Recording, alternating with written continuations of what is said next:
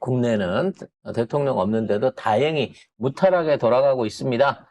자, 먼저 트럼프가 그냥 항복을 하지 또 휴전을 3주를 연장을 했어요. 내일 마감을 앞두고. 그러니까 이런 식으로 질질 끌라고 할 거면 그냥 깔끔하게 내가 졌어라고 그냥 항복을 하란 말이야.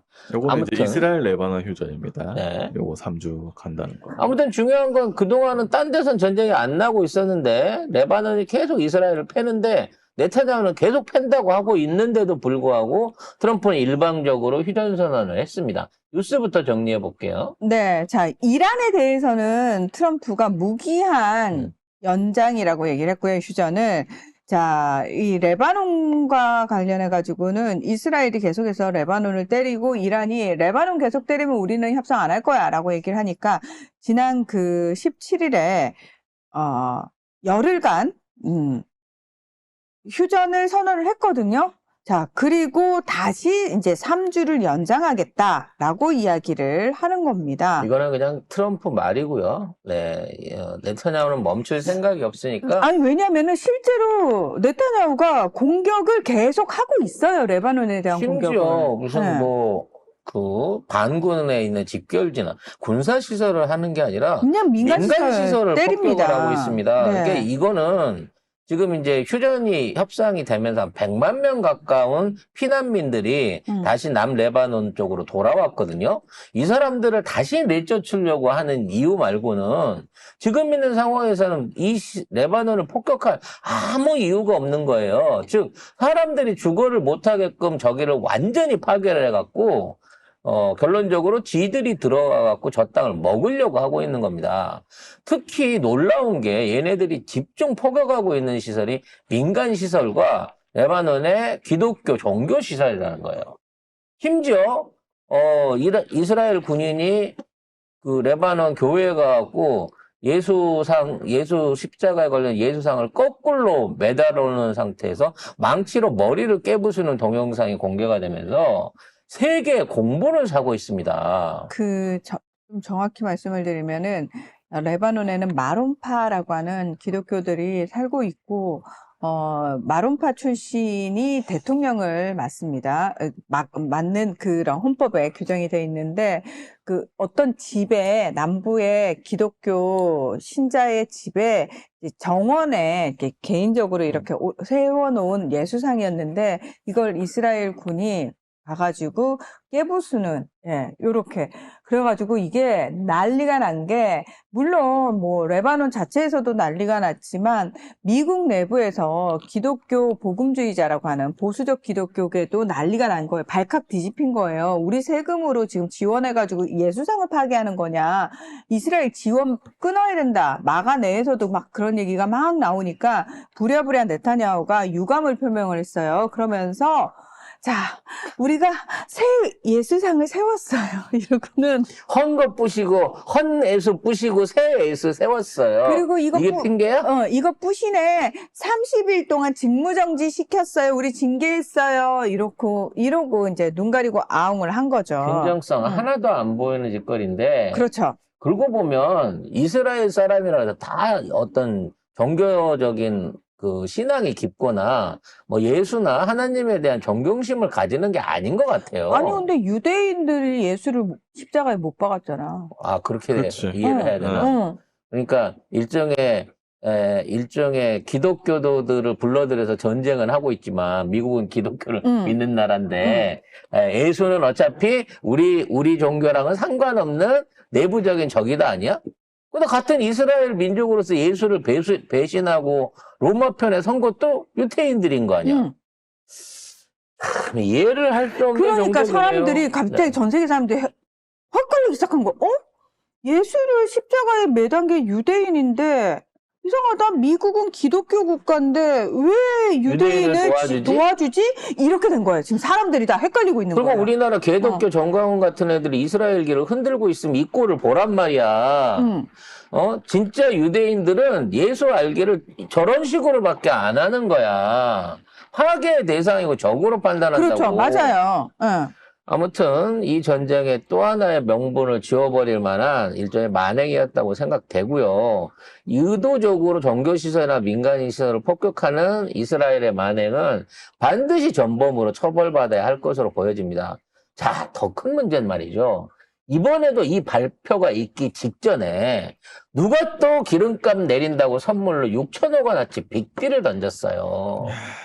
이 정도 되면 이거는 뭐 이 정도 방귀끼면 설사가 넘는 거 아닙니까? 이거 이게 네 지금 번째예요, 네 번째예요, 경제적으로만. 대놓고 네. 주가 조작이야 이건. 그러니까 현지 시각으로 21일 트럼프 대통령이 대이란 휴전 연장을 발표하기 15분 전에 15분? 네, 유가 하락을 노린 대규모 매도세가 유입이 됐습니다. 그래서 우리나라 돈으로 6,300억 원 규모예요. 그러니까 바로 직전에 딱 팔아버리고 이거 15분 후에 이거 딱 발표되면 어떻게 되죠? 확 하락하잖아요. 한 20% 이상 하락을 했다고 하는데요. 그렇죠. 이걸 이제 선물적인 가치로 따지면 베팅액의 40% 이상을 벌 수 있다고 합니다. 그러니까 6천억을 던지면 거의 4천억을 버는 건데. 근데 이거는 지금 선물 거래 시장에서만 네. 이런 거고요. 그다음에 플리마켓이나 칼시라고 하는 베팅 사이트에서는 짜잘하지만 이런 것과 관련해 가지고 굉장히 수익을 내는 계정들이 나타나고 있다는 거예요. 이게 도박을 어. 하는 놈들도 미친놈이에요. 전쟁이 날까 안 날까, 응. 휴전이 연장될까. 이걸로 도박을 하고 있는 놈들이 있다는 거 아니에요. 그것도 전 세계적으로. 그러니까. 근데 이제 이거 약간 문제 있는 거 아니냐. 특히 베팅 사이트 같은 경우에 이건 좀 누구냐 이래서 백악관 직원들이 미리 이거 알고 움직이는 거 아니냐 이런 얘기 하니까 이제 백악관 측에서 야, 니들 그 내부 정보 이용해 가지고 이런 짓 하지 마라고 경고 이메일을 보냈다라고 백악관에서 이야기를 했어요. 그 직원들은 너무 억울한 거지. 지금 트럼프 뒤닦아주기도 바쁜데, 저지르고 다니는 거 청소하기도 바쁜데, 그거를 틈내가지고 니들이 베팅했지 그러는 거야. 직원들도 몰라요. 트럼프가 이런 거 발표하기 전에는. 트럼프한테 경고를 해야지 왜 공무원들한테? 아니 트럼프가 보냈다니까 이메일을. 아니 그러니까 트럼프 나만 할 거야. 니들은 하지 마. 니들은 앞으로도 하지 마. 이건 나만 하는 독점적인 베팅이야. 뭐 이런 건가? 골 때리네 진짜. 아무튼 트럼프는 전쟁을 하나 안 하나 어떻게든 돈을 벌 방법을 지금 찾고 있는 게 아닌가라는 생각이 들고요. 가면 갈수록 이 전쟁은 명분이라든지 정의를 위한 전쟁이 아니고 트럼프 개인의 돈을 벌어먹기 위한 또는 트럼프 세력들이 돈을 벌기 위한 이 세계를 상대로 치는 이 조작질, 해적질, 합법적인 이 강탈 행위가 아닌가라는 의혹이 점점 더 짙어지고 있습니다. 그래서 트럼프 아들들이 사업을 할 때 희한하게 이스라엘 기업들하고 같이 껴있어요.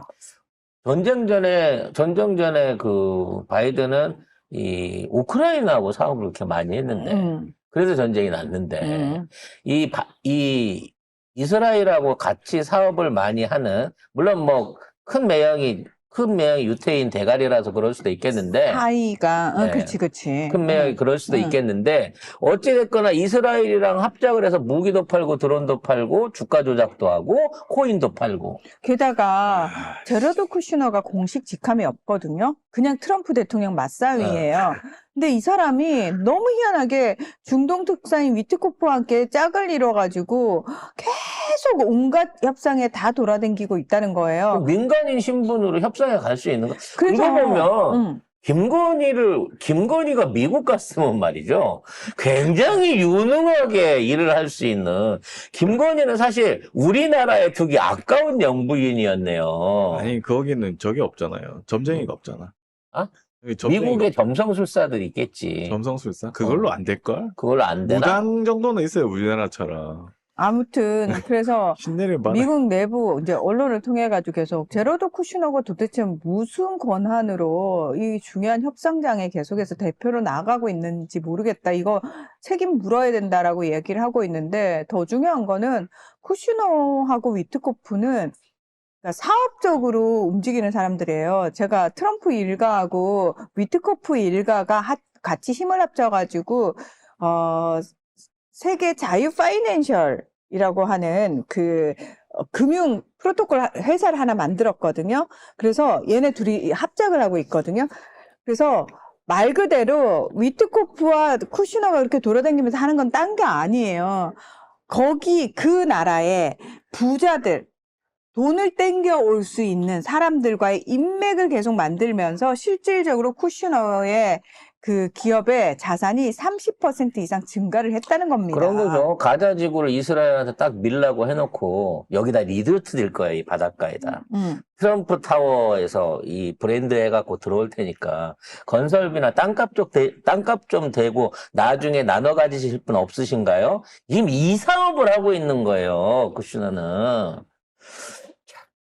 우리나라의 어떤 법적 정서나 윤석열, 김건희가 하는 짓거리만 본다고 치면 정말 이거는 국민들이 들고 일어나고 몇 번을 갈아엎어도 될 만한 이런 노골적인 부정부패가 있는 건데 왜 이게 미국에서는 처벌 규정이 없는지. 왜 우리나라도 아직도 윤석열 좋아하고 김건희 좋아하고 이런 사람 많잖아요. 아니 그게 이런 윤석열, 김건희는 이 선진 미국 금융 쪽에 더 익숙한 애예요. 그래서 미국은 자본주의 국가니까 사실 그런 부분에 대해서 강제를 하지 않고 규제를 되도록이면 안 하려고 하는데 그런 애들조차도 독점에 대해서는 눈에 불을 켜고 안 된다라고 얘기를 하고 있잖아요.